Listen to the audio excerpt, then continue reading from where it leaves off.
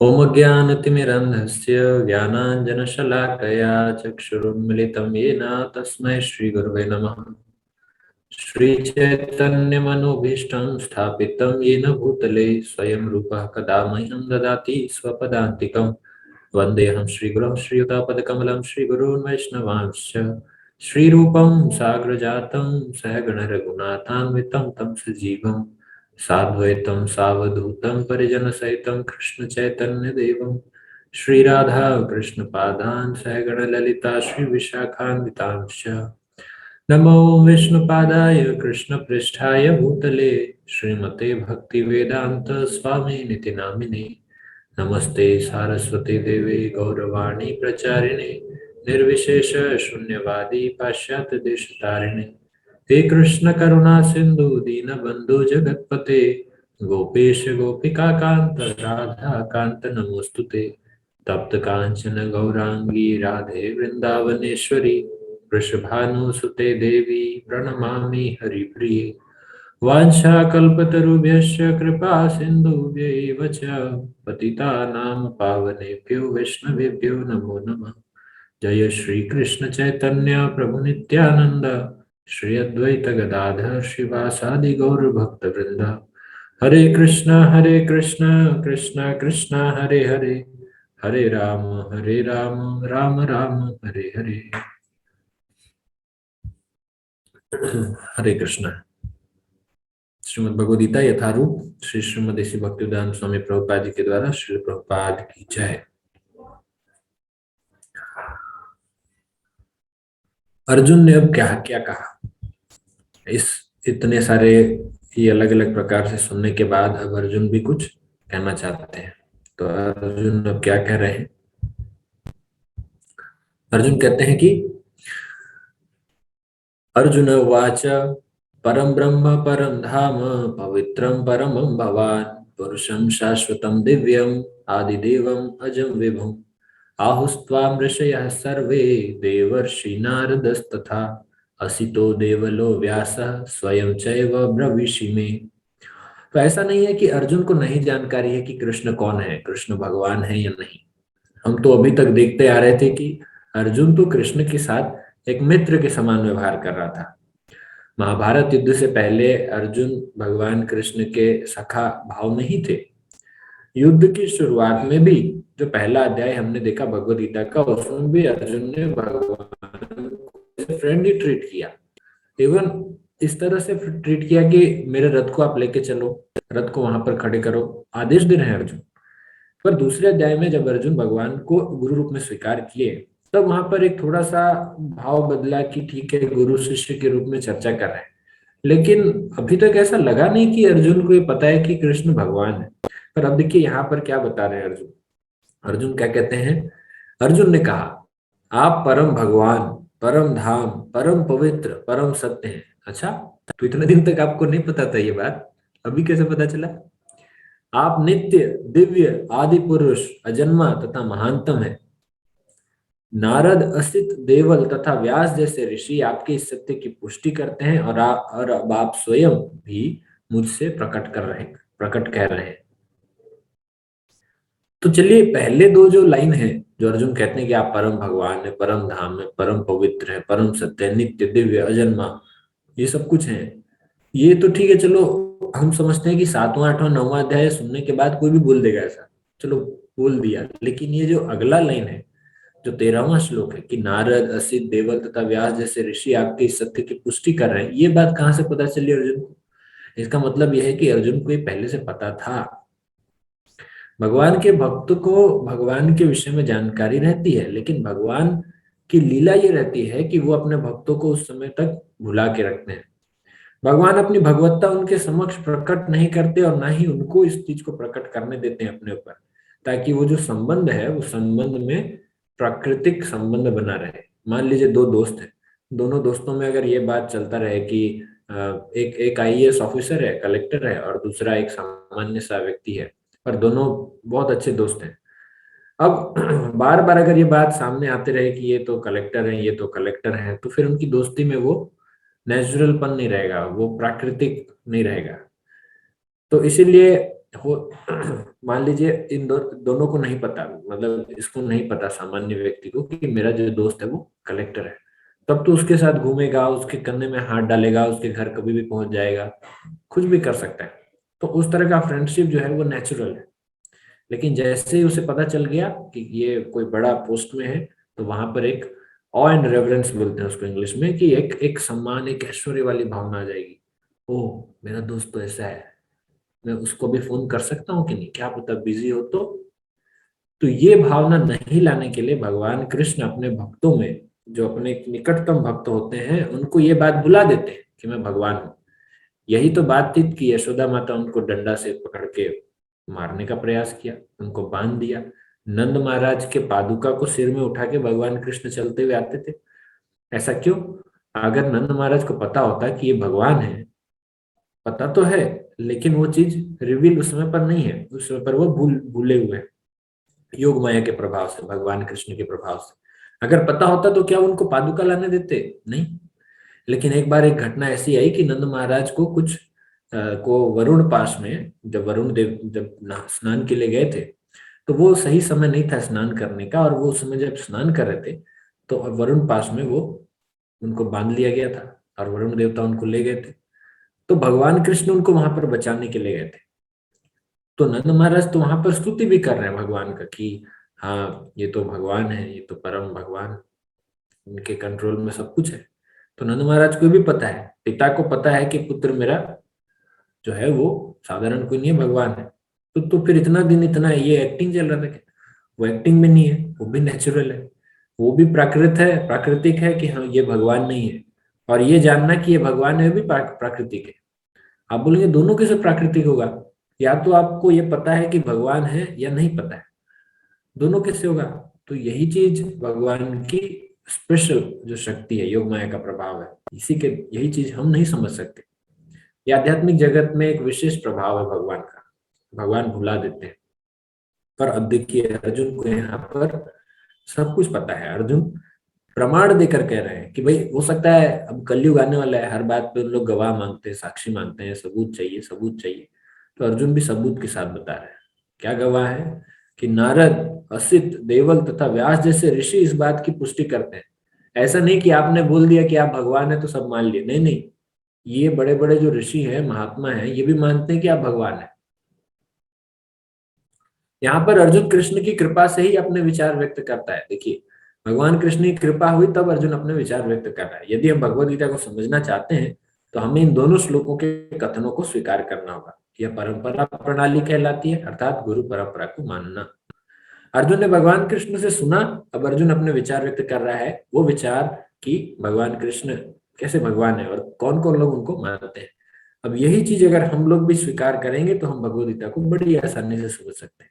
क्योंकि जब तक हम कृष्ण को भगवान नहीं माने, ये आपने प्रस्तावना में भी देखा होगा, हमने जब इंट्रोडक्शन हम पढ़ रहे थे तब भी इसमें आया था कि जब तक हम कृष्ण को भगवान रूप में स्वीकार नहीं करेंगे तब तक भगवद गीता के संदेश को समझना असंभव है। क्योंकि आप मानोगे नहीं वो भगवान है, तो फिर उनकी बात को आप कैसे सही स्वीकार करोगे? जब जब भगवान कहेंगे कि चिंता मत करो, मैं सब ठीक कर दूंगा, ये सबसे श्रेष्ठ मार्ग है, तो आप कहेंगे अरे इसको कैसे माने? तो ये तभी होता है जब हम उन्हें, श्रद्धा नहीं है हमारे में कि ये भगवान है।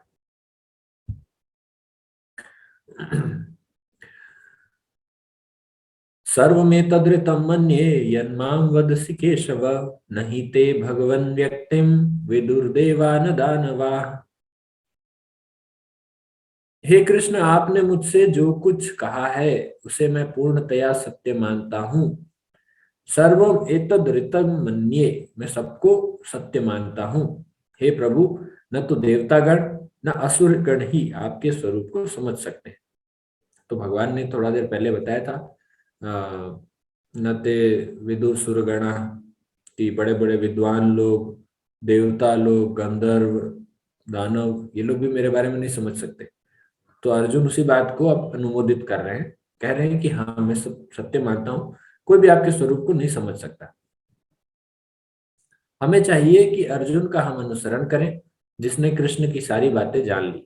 तभी हम भगवद गीता के सार को समझ सकेंगे और तभी कृष्ण को भगवान रूप में जान सकेंगे। अच्छा, 10वें अध्याय के बाद आने के बाद प्रभुपाद जी ये बात क्यों कह रहे हैं कि अगर हम इसको माने तब हम भगवद गीता के सार को समझ सकेंगे? भगवद गीता तो चालू हो गया दूसरा अध्याय से, तो ये 8 8 9 अध्याय क्या वापस पढ़े अभी? तो मुख्य बात यह है कि आपने अभी तक भले कुछ समझा नहीं समझा, भगवान को भगवान मानते नहीं मानते, लेकिन इस अध्याय के बाद से अगर आप भगवान को भगवान नहीं मानेंगे तो आगे जो गूढ़ बातें और आएगी, ज्ञान के विषय में भगवान बताएंगे, ज्ञान मार्ग के विषय में बताएंगे, भक्ति के मुख्य जो अंग है भक्ति के विषय में गहराई में जाके बताएंगे, और फिर अंत में सबका कंक्लूजन देंगे कि मैंने अभी तक जो बोला वो सब छोड़ के अभी क्या करना है। तो वो चीज हम स्वीकार नहीं कर पाएंगे। इसीलिए बीच में भी भगवान बता रहे हैं, चाहते तो भगवान इस बात को पहले ही बता सकते थे दूसरे अध्याय में कि देखो अर्जुन, तुमने मुझे गुरु रूप में स्वीकार किया है, अब देख लो मेरा विराट रूप, मैं भगवान हूँ, ऐसा ऐसा है, तो ये मेरा ऐश्वर्य है भाई, अब मेरी बात सुनो। नहीं, भगवान ऐसा नहीं कर रहे हैं। भगवान भी जानते हैं कि पहले मैं उसे कुछ ज्ञान दूं, और धीरे धीरे जब उसके प्रश्न खुलेंगे खुलेंगे खुलेंगे तो वो खुद से इंक्वायर करेगा, और तब जाके उसको बताना उचित रहेगा कि मैं कौन हूँ। पहले ही जाके आप अपना इंट्रोडक्शन देंगे, मुझे चाहिए नहीं भाई आपका इंट्रोडक्शन, आप क्यों बता रहे हैं? तो यहाँ अर्जुन उस स्थिति में पहुंच चुका है जहां भगवान अब उनको अपने ऐश्वर्य के विषय में बता रहे हैं, और फिर अब जाकर इसके बाद विराट रूप बताएंगे। तो आगे विराट रूप के बाद जैसे ही विराट रूप कंप्लीट होगा तो अर्जुन एकदम डरा हुआ रहेगा कि ओह, मैंने वो क्या देखा अभी, भगवान का इतना बड़ा रूप। और अर्जुन एक एक उसके अंदर में पूरी तरह से वो भावना रहेगी कि मैं एक सामान्य व्यक्ति के साथ नहीं बैठा हूँ, ये तो कितना बड़ा, कितना बड़ा व्यक्ति है, यही सबसे बड़े यही है। अभी हो सकता है ये बातें कि कोई ऐसा भी बोल सकता है कि अर्जुन तो ऊपर ऊपर से बोल रहा है कि मैं पूर्णतः सत्य मानता हूं, आप भगवान है। लेकिन जब विराट रूप देखने के बाद फिर वहां पर अर्जुन में किसी प्रकार का डबल चीज नहीं बच जाएगा, वो सबको ये मानेंगे, सबको मानना ही पड़ेगा कि अर्जुन इसको स्वीकार कर रहा है। और तब राइट कैंडिडेट होने के बाद अर्जुन को भगवान भक्ति का ज्ञान देंगे, शुद्ध भक्ति का ज्ञान, वो जाएगा 12वें अध्याय में। तो इसलिए हमको स्वीकार करना बहुत आवश्यक है कि कृष्ण भगवान है, और तब जाकर हम ये भगवद गीता को समझ सकते हैं। स्वयमेवात्मनात्मानं वेत्थ त्वं पुरुषोत्तम, भूत भावन भूतेश देव देव जगतपते। हे परम पुरुष, हे सबके उद्गम, हे समस्त प्राणियों के स्वामी, हे देवों के देव, हे ब्रह्मांड के प्रभु, निस्संदेह एकमात्र आप ही अपने को अपनी अंतरंगा शक्ति से जानने वाले हैं। इसमें कोई समझने न समझने की बात ही नहीं है। आप इतने बड़े हैं, सबके स्रोत हैं, तो आपको अपने अलावा और कोई नहीं जान सकता। निस्संदेह एकमात्र आप ही अपने को अपने अंतरंगा शक्ति से जानने वाले हैं, और तो कोई समझने वाला है नहीं।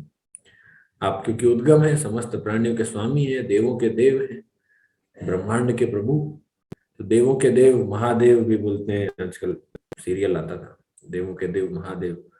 तो शिव जी के भी देव हैं भगवान कृष्ण, ब्रह्मा जी के भी देव हैं, यहाँ तक कि विष्णु जी के भी उद्गम स्रोत जो है वो भगवान कृष्ण ही है। आप बोलेंगे ये क्या बोल दिया, कृष्ण तो विष्णु से आते हैं कि विष्णु कृष्ण से आते हैं? अच्छा, तो इसके लिए आपको 10वें अध्याय का जो 8वां श्लोक हमने पढ़ा उसका तात्पर्य आप थोड़ा पढ़िए। उस तात्पर्य में आपको समझ में आएगा कि नारायण के जो स्रोत हैं वो भी कृष्ण है, नारायण के भी स्रोत कृष्ण है। ब्रह्मा जी भी कहते हैं कि जैसे एक दिए से दूसरा दिया जलता है, उससे फिर तीसरा चौथा पांचवा, तो बाद में दिखने में सब बोलेंगे कि हाँ ये सारे दिए एक साथ जल रहे हैं, लेकिन फिर भी पहले दिए से बाकी दिए जले हैं।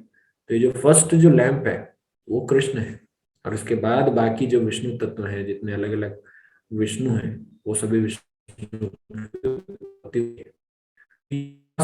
खेल में श्रीमद् भागवतम में वर्णन आता है ऐसे कृष्ण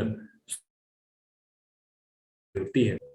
तो हम इसका तात्पर्य देखते हैं। परम सत्य का अनुभव 3 प्रकार से किया जा सकता है: निराकार ब्रह्म, अंतर्यामी परमात्मा तथा भगवान। अतः परम सत्य के ज्ञान की अंतिम अवस्था भगवान है। 3 प्रकार से परम सत्य को अनुभव किया जाता है। परम सत्य, एब्सोल्यूट ट्रूथ, सबसे पहला निराकार ब्रह्म। जो लोग कहते हैं ना कि भगवान भगवान कुछ नहीं है, सब ब्रह्म है, कोई आकार नहीं है, निराकार। तो निराकार ब्रह्म को जो लोग मानते हैं, कोई गलत नहीं है, वो गलत नहीं है, पर उन्होंने सत्य का एक पहलू देखा है। वो क्या पहलू है? वो भगवान के शरीर से जो प्रकाश निकल रही है, भगवान की जो अंग कांति निकल रही है, उसको ब्रह्म ज्योति कहते हैं। आप शब्द से ही देखो ना, ब्रह्म ज्योति। ब्रह्म अर्थात भगवान, और भगवान से जो ज्योति निकल रही है उस ज्योति को ब्रह्म ज्योति कहते हैं। यही निराकार ब्रह्म है। ये आध्यात्मिक जगत से निकलता हुआ प्रकाश है, और इसके केंद्र बिंदु कौन है? भगवान कृष्ण। दूसरे, अंतर्यामी परमात्मा, जो कि सबके हृदय में विराजमान है, हर कण कण में विराजमान है, हर जगह पर विराजमान है। तो भगवान का ये दूसरा रूप है, दूसरा स्वरूप है, दूसरे प्रकार से। तो एक तो हो गया ब्रह्म, दूसरा परमात्मा, और तीसरे भगवान। तो जो परमात्मा है वो चतुर्भुज रूप में रहते हैं, आप यहाँ पर फोटो देख सकते हैं। और भगवान लेकिन द्विभुज रूप वाले हैं, भगवान कृष्ण है, या आप श्री रामचंद्र जी को भी कह सकते हैं। ये द्विभुज रूप वाले हैं, ये चतुर्भुज रूप में नहीं रहते। परमात्मा चतुर्भुज रूप में है, वैकुंठ में निवास करते हैं, और परमात्मा सबके हृदय में भी निवास करते हैं, भगवान विष्णु। तो तीन प्रकार से हम परम सत्य का अनुभव करते हैं, लेकिन इसमें सबसे जो अंतिम अवस्था है परम सत्य के ज्ञान की, वो क्या है? भगवान। अर्थात अगर आप भगवान के स्तर में पहुंच गए, भगवान की स्थिति, उस सत्य तक पहुंच गए, उस अवस्था तक, तो आपको निराकार ब्रह्म और परमात्मा दोनों का ही ज्ञान हो जाएगा। लेकिन जो सिर्फ ब्रह्म की अवस्था तक पहुंचा है, तो उसको परमात्मा और भगवान के जो ज्ञान है उससे वो वंचित रहता है। इसीलिए निराकार ब्रह्म के जो उपासक होते हैं वो ज्यादातर आप कह सकते हैं कि जो ज्ञान मार्ग में जो लगे रहते हैं, ज्ञान के द्वारा भगवान को प्राप्त करने वाले, वो निराकार ब्रह्म तक पहुंच पाते हैं।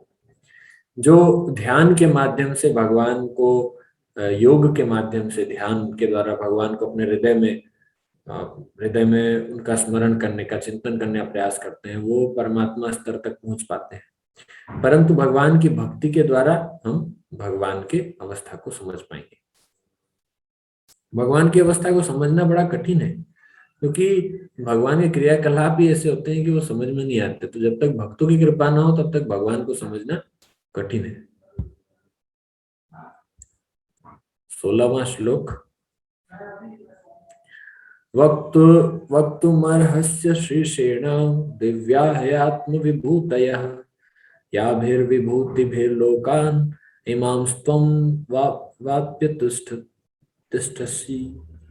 कृपा करके विस्तार पूर्वक मुझे अपने उन दैवी ऐश्वर्यों को बताएं जिनके द्वारा आप इन समस्त लोकों में व्याप्त हैं। इसी की बात हम कर रहे थे कि जब तक सामने से प्रश्न नहीं आता कि आप मुझे ऐश्वर्य बताइए, तब तक हम जाके, हमको भगवान अभी सामने से आके अपने ऐश्वर्य नहीं बता रहे। जो बड़ा व्यक्ति होता है वो खुद से आके अपने ग्लोरिफिकेशन नहीं करता है। जब लोग पूछते हैं कौन है कौन है, जब एक वाइब क्रिएट हो जाता है कि अच्छा कोई बड़ा आदमी है, तब जाकर वहां पर उसका इंट्रोडक्शन देना चाहिए। ऐसे आप इंट्रोडक्शन देंगे तो लोग ध्यान नहीं देंगे।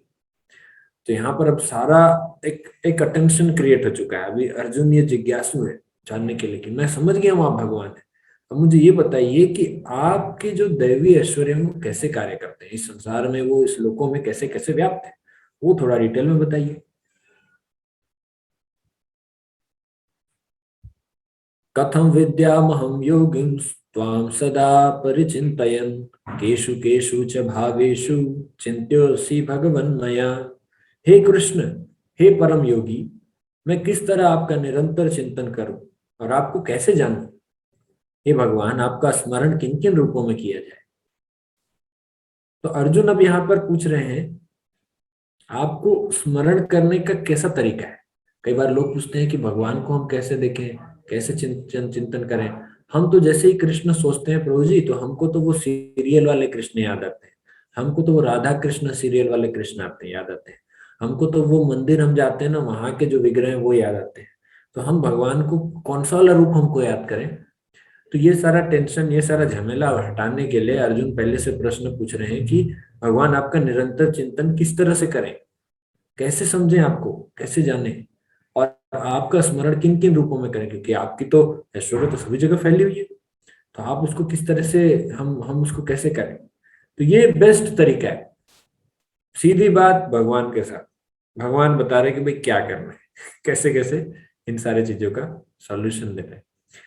तो प्रभुपाद जी कहते हैं उच्च कोटि का भक्त केवल अपने ही ज्ञान के प्रति चिंतित नहीं रहता, अपितु सारी मानव जाति के ज्ञान के लिए भी रहता है।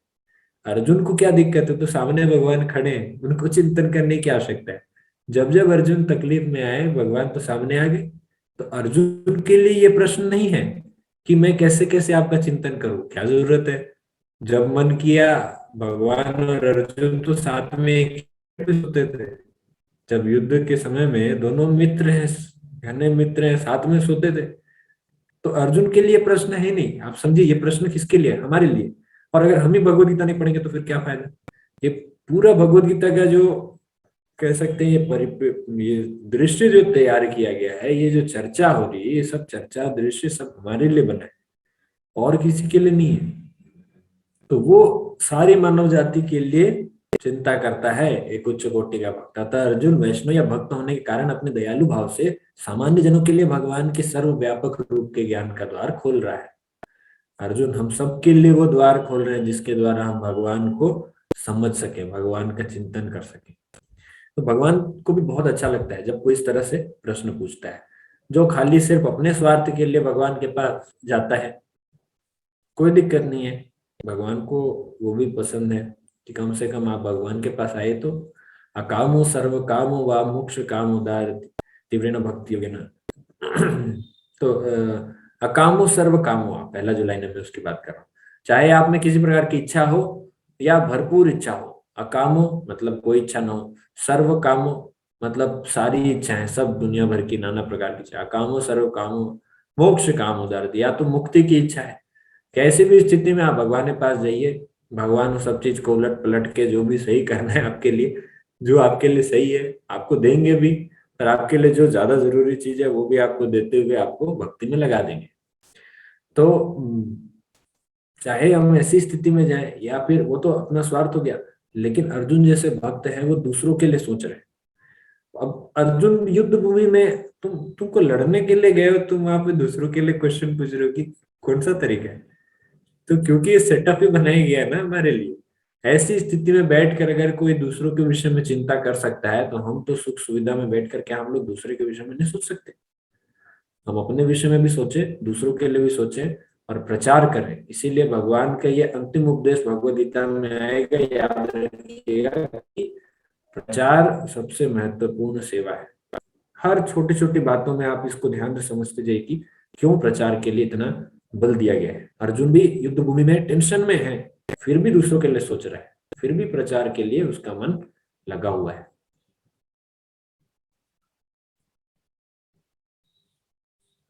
तो ये हमारा आज का अंतिम श्लोक था, 17वां। धन्यवाद। हरे कृष्णा। श्रील प्रभुपाद की जय। श्रीमद् भगवद गीता की जय। जय गौर प्रेमानंद। हरे कृष्णा।